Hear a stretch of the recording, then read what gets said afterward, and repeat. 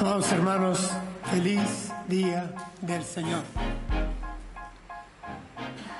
Es conocido por todos nosotros que gran parte del ministerio de nuestro Señor Jesús fue desplegado en la provincia de Galilea. Había una red de pequeños pueblos a la orilla del lago,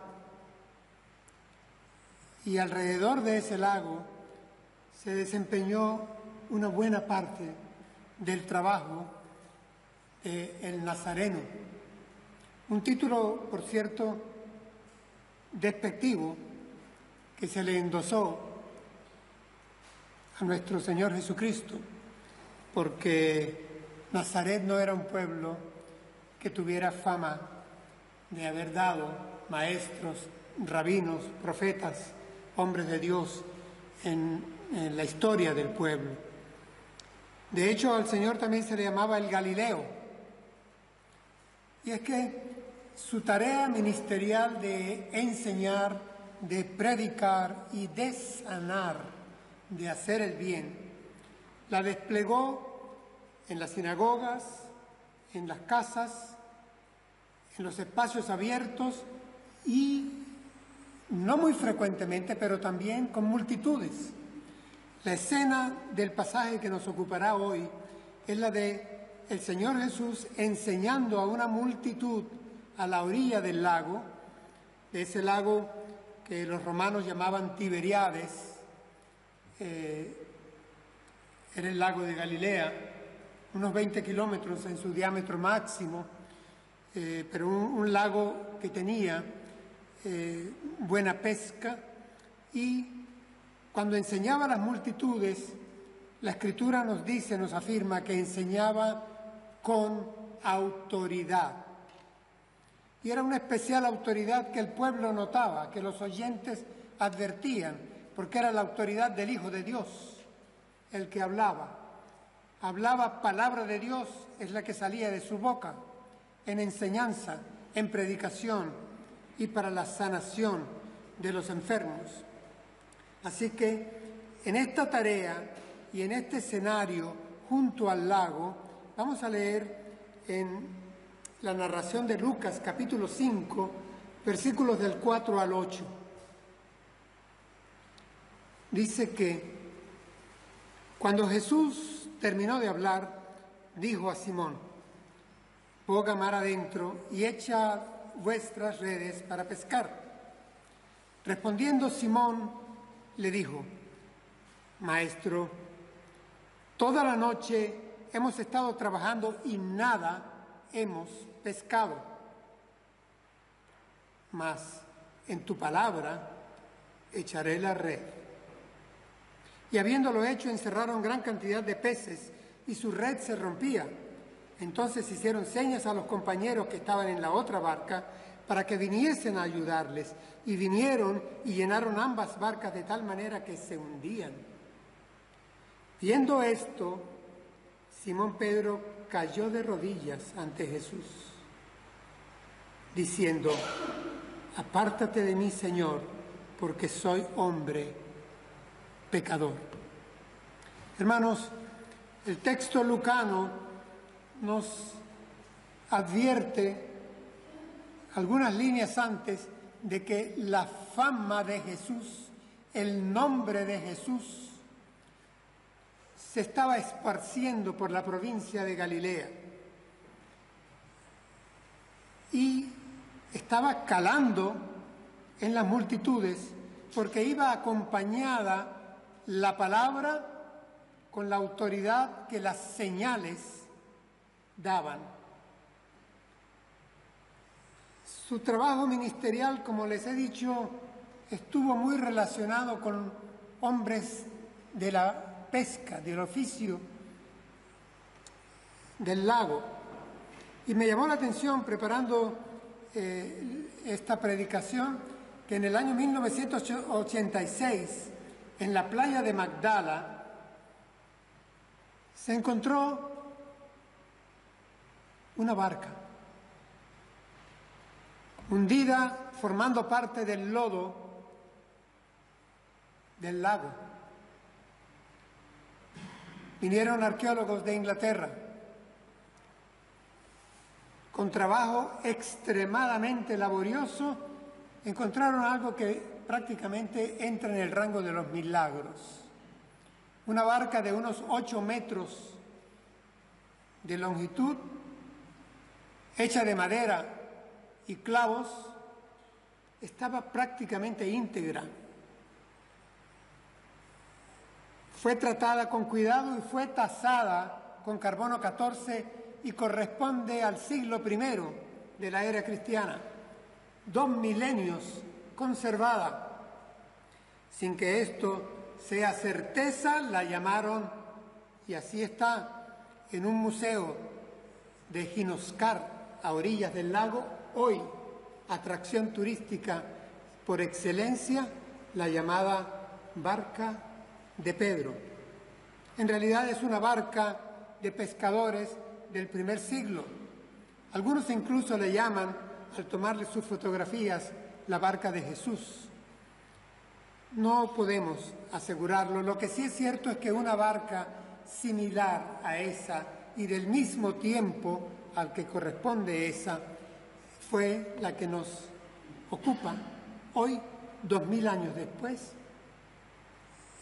testigo presencial de esto. Ahora, correríamos el riesgo de que un pasaje descriptivo como el que hemos leído quede en un hecho histórico con un evento sobrenatural propio de la identidad de Jesús de Nazaret. Y hemos de ver si tal vez, tras la superficie de la narración del hecho histórico, en subyacente se encuentra una enseñanza espiritual para nosotros hoy, sin tener lago, sin que esté Jesús de Nazaret con nosotros, no haya una multitud, pero ¿habrá enseñanza para ti y para mí de este pasaje? No vamos a forzar alegorismos retorcidos, no vamos a hacer traspolaciones indebidas. Vamos a estudiar el pasaje y que el Espíritu Santo nos asista a ver si para nosotros aquí hay palabra útil, vigente, pertinente a día de hoy. ¿Cómo empieza el texto? Dice que una vez que el Señor había terminado de hablar, le dijo a Simón: boga mar adentro y echad vuestras redes para pescar. Respondiendo Simón le dijo: Maestro, toda la noche hemos estado trabajando y nada hemos pescado, mas en tu palabra echaré la red. Esta es la primera parte del texto. Noten, hermanos, que Simón Pedro reconoce a Jesús como maestro. Ahora bien, esto de maestro no es solo por el hecho de que el Señor Jesús enseñaba y enseñaba con autoridad, sino la palabra aquí viene revestida de una connotación especial. ¿Recuerdan aquel noble, prominente miembro del Sanedrín, de los fariseos, llamado Nicodemo, que vino a visitar a Jesús de noche para una entrevista, enviado por otros? ¿Y recuerdan cómo comienza, cómo abre la conversación? Maestro, sabemos que has venido de Dios como maestro, porque nadie puede hacer estas señales que tú haces si no fuere Dios con él. Es decir, los judíos reconocían por su historia que Dios había tenido hombres que había ungido con su Espíritu Santo para que enseñaran al pueblo, para que guiaran a su pueblo, y les había permitido, con el poder de su Espíritu Santo, hacer señales milagrosas. Nicodemo lo reconoce, Simón Pedro lo reconoce. A un familiar suyo acababa de sanar el Señor. Había hecho milagros en los alrededores del lago. Había sanado enfermos. Así que, correctamente, acertadamente, Pedro le llama maestro. Pero noten, hermanos, ¿por qué? ¿A qué vienen estas palabras de Pedro? Son la respuesta a una orden. El Señor le ha dado una orden a Pedro. Y la orden es: navega, boga, con dirección incluida va la orden, mar adentro, a aguas profundas, dicen algunas versiones, y con propósito claro: echad vuestras redes para pescar. Es decir, la orden del Señor es una orden clara, su palabra siempre es clara, sus palabras son órdenes, mandamientos claros, que se entienden. Da una orden específica: navega. Le dice en qué dirección y le dice para qué. ¿Tendrá esto alguna aplicación para nuestras vidas? La palabra de Dios para nosotros tiene ese valor de orden, de mandamiento, con dirección incluida, con propósito claro. En este caso lo tenía, y creo que nosotros así lo reconocemos. La palabra de Dios es normativa en fe y en conducta para nosotros hoy. Así que desde aquí arranca una vinculación con el texto que hemos leído, con el pasaje. Pero evidentemente, lo voy a decir en esta forma, que un carpintero le dé una orden a un pescador genera cierto desconcierto lógico. Es decir, aquí hay una orden que va contra experiencia, contra cultura, una orden incluso ilógica. Estos hombres estaban lavando sus redes, habían pasado, dice Simón, toda la noche hemos estado trabajando. Vamos, no es que un momento echamos la red, no es que nos contaron que el tiempo no era favorable, no es que presentimos que debía, no, es que sabemos a qué hora se pesca, sabemos cómo hacer las cosas, esto es lo nuestro. Es decir, tenemos experiencia en esto, tenemos cultura de pescadores, tenemos barca, somos hombres de mar. Es decir, nosotros sabemos lo que hacemos y te estamos hablando desde nuestra experiencia. Toda la noche hemos estado trabajando. Y algo más, nada hemos pescado. Si no lo logramos de noche, de día menos. Hermanos, se ha hecho presente en escena la objeción. La objeción. El maestro sabía de enseñar y por eso se le llamaba maestro. Y podía sanar, predicar, vamos a decir, asuntos espirituales. Pero el pescador es Pedro. Jesús, en cuestión de artes y oficios, el carpintero. Así que la objeción que aquí se hace presente, y es palabra, parte del título de nuestra predicación, la objeción está amparada por la razón. Es decir, hay argumentación lógica. Yo sé lo que hago, sabemos lo que hacemos, sabemos cómo medir las cosas. Me vino a la mente Protágoras, aquel sofista griego 500 años antes de Cristo. De él es aquella famosa frase que ustedes han oído: el hombre es la medida de todas las cosas. Digamos, suena un poco genérico, un poco humanista, un poco filosófico. Al fin y al cabo, comienza ahí la filosofía griega. Pero, hermanos, apliquémoslo a nosotros. ¿Cuántas veces nosotros no nos consideramos los que sabemos de nuestras vidas? Es decir, somos profesionales en nuestro campo, en nuestro diario vivir, en nuestras múltiples decisiones diarias. Yo sé cómo se hacen las cosas. Lo hemos dicho cuántas veces, sí o no. Yo sé qué hacer. Voy a salir de casa, vengo del trabajo, yo sé. Es decir, conocemos el escenario. Nosotros conocemos el cómo, el cuándo, el dónde. Somos jubilados, 40 años de trabajo, 30 en faenas, en vivir en una región. Sabemos cómo se bate el cobre. Sabemos, somos profesionales de nuestra vida. Si le voy a decir esto, cuando nosotros nos consideramos expertos de nuestras vidas, a Jesús lo relegamos a un plus, a un añadido de nuestras vidas. Porque yo sé cómo relacionarme con, yo sé cómo tomar las decisiones.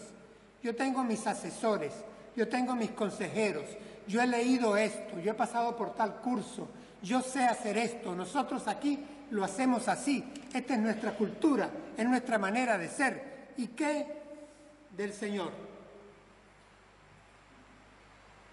Lo dejamos para circunstancias extremas. ¡Ay, Señor! Guíanos, Señor, para circunstancias especiales, extraordinarias, espirituales, entre comillas. Casi que lo relegamos para lo que sea religioso, aquello que es salvación y vida eterna, pues. Ahí que tenga Jesús el cristocentrismo, pero en lo demás yo soy el pescador. Yo tengo mi experiencia y mi experiencia la hago valer sobre la enseñanza, aunque salga de su boca, aunque salga de la palabra de Dios. Eso se llama objeción. Objeción es argumentar con lógica, con razones, lo que tú opinas. Y con frecuencia, hermanos, nosotros lo hacemos con Dios. Nosotros lo hacemos con la palabra de Dios.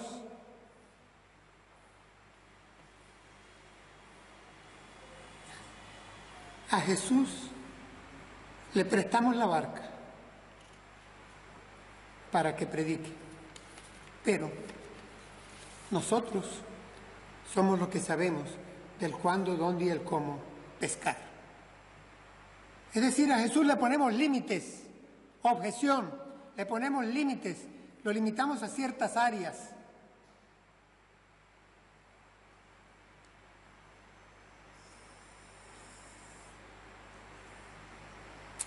Hermanos,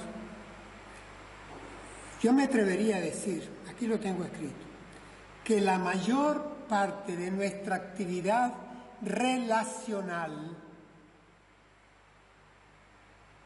la decidimos nosotros, sin consultar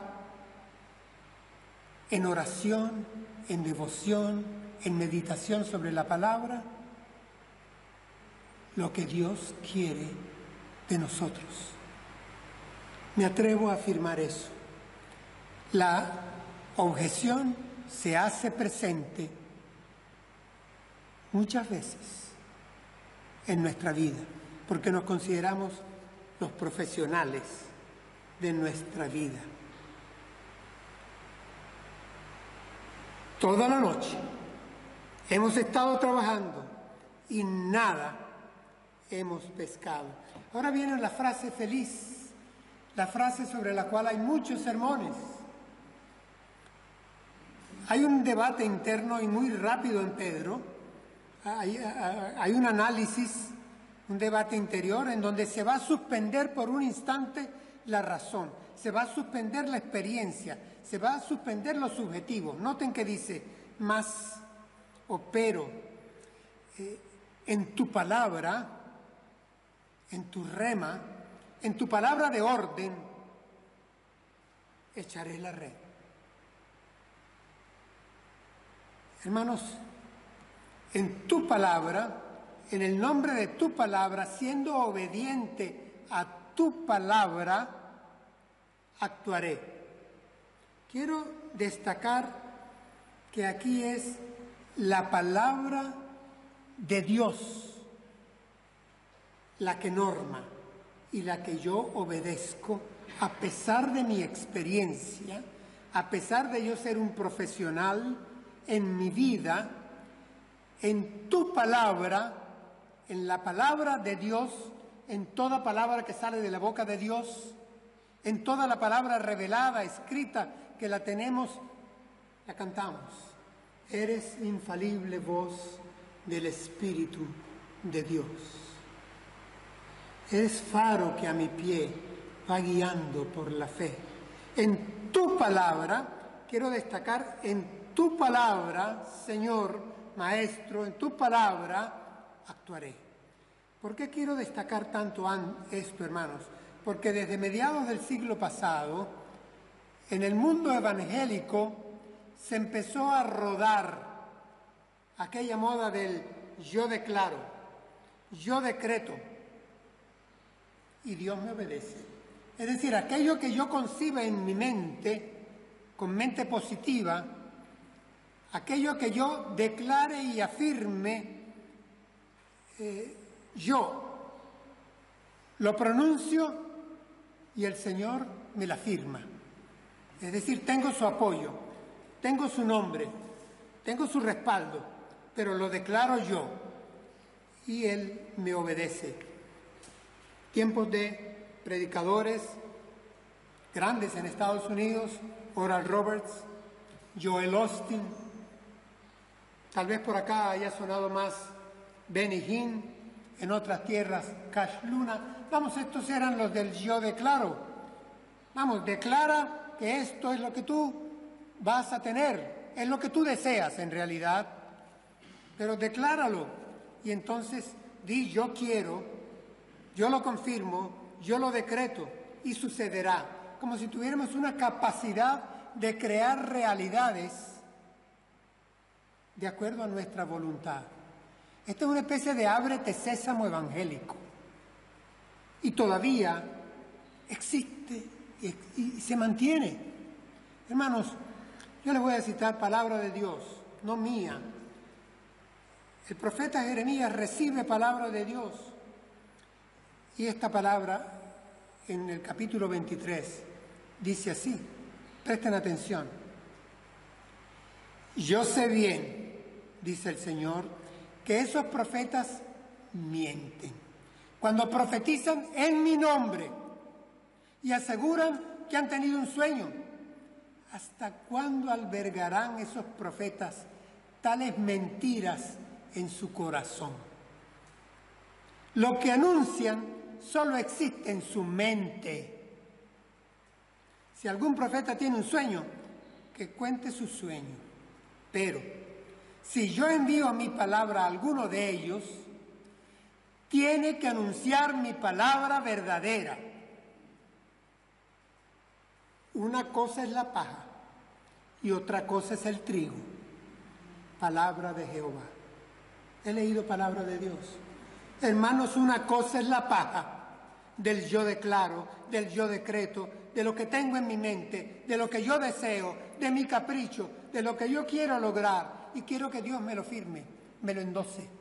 No, otra cosa es el trigo, la palabra de Dios que alimenta y que es real, que cumple su propósito para el cual es enviada. ¿No dice eso ella misma? Es decir, no son nuestros deseos. No podemos tratar con Dios como si fuera un comerciante. Esto nos va a llevar incluso entonces, si por ese paso vamos, a la teología de la prosperidad. Y cuidado, porque este pasaje ha sido utilizado con ello, con ese fin. El fracaso económico de los pescadores es transformado en prosperidad, en un éxito de pesca. Ten fe que Dios transformará el fracaso de una noche de pesca en un éxito de pesca a plena luz del día. ¿Es eso lo normativo de acá? ¿Es esa la lección de acá? Hermanos, lo que yo noto aquí es que se ha hecho presente la obediencia sobre la experiencia. No es que yo he tenido esta experiencia y por eso es normativa para mí, para ti, para la iglesia. No. La enseñanza priva sobre la experiencia. Es la enseñanza de la palabra de Dios, no del pastor, no del anciano, no del sermón que vi en internet, no del libro que me leí ayer. Es la palabra de Dios la que priva como enseñanza y a la que hay que obedecer. Se hizo presente primero la objeción. Después, en un instante que el Espíritu Santo permitió, se dio el trueque a la obediencia. Se hizo presente la obediencia. ¿Y qué hizo entonces? ¿Qué decidió Simón Pedro? Dice, en tu palabra echaré la red. En la tuya, en tu palabra, echaré la red. Y actuó. Habiéndolo hecho, encerraron gran cantidad de peces y su red se rompía. Entonces hicieron señas a los compañeros que estaban en la otra barca para que viniesen a ayudarles. Y vinieron y llenaron ambas barcas de tal manera que se hundían. ¿Cómo finaliza el pasaje? He dicho que vamos a observar cómo aquí hay una lección subyacente, y es pasar de la objeción a la adoración. Y para ello, hermanos, hay que atravesar el camino de la obediencia.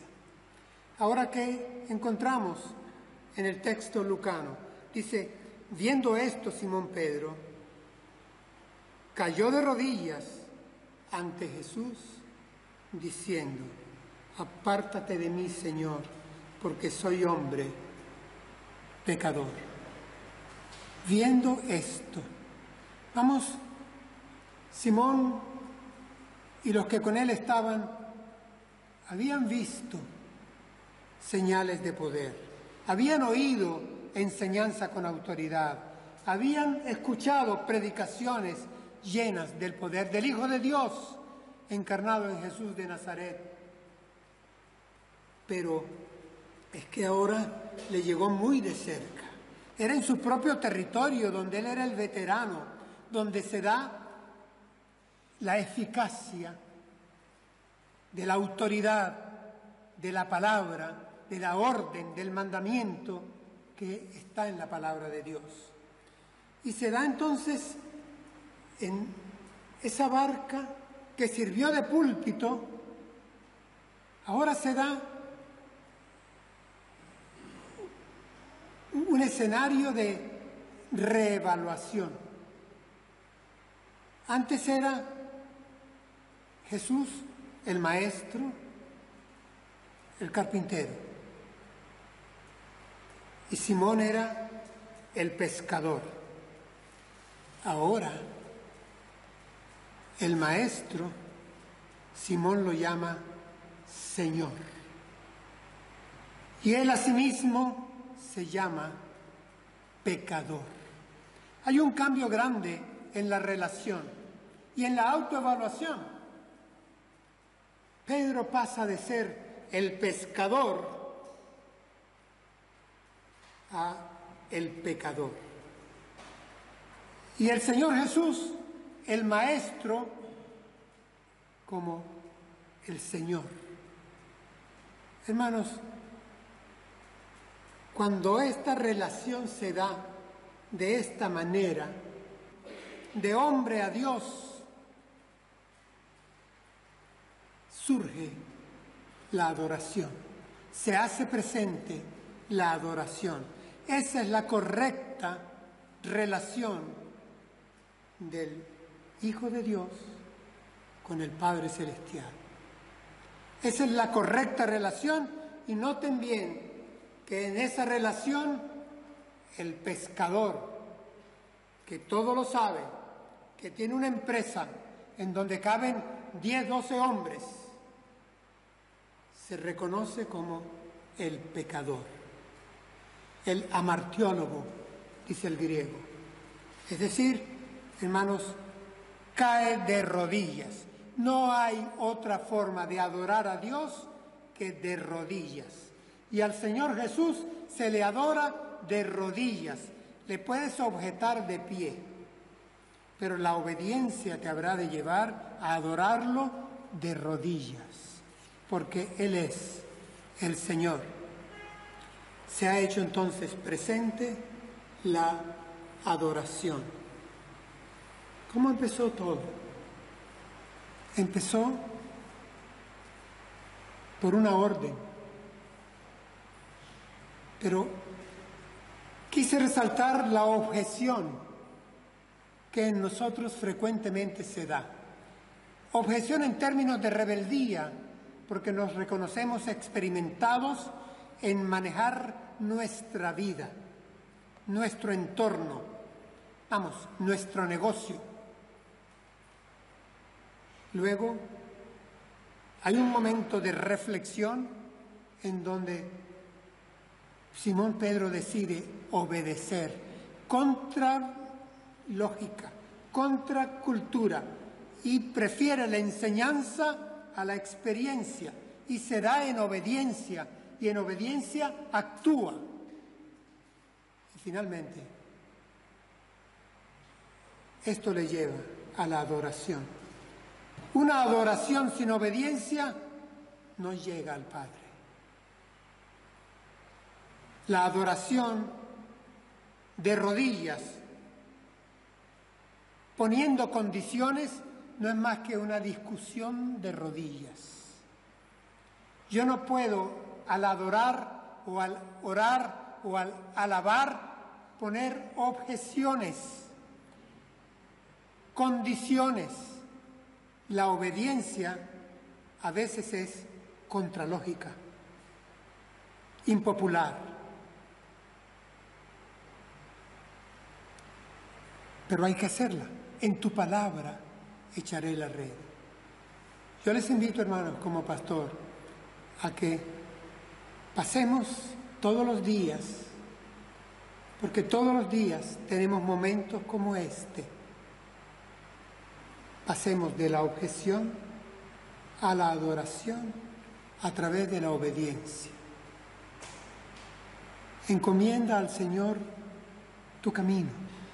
Confía en Él. Él enderezará tus veredas. Él hará. Eso es palabra de Dios. Pasemos de la objeción a la adoración. Oramos juntos.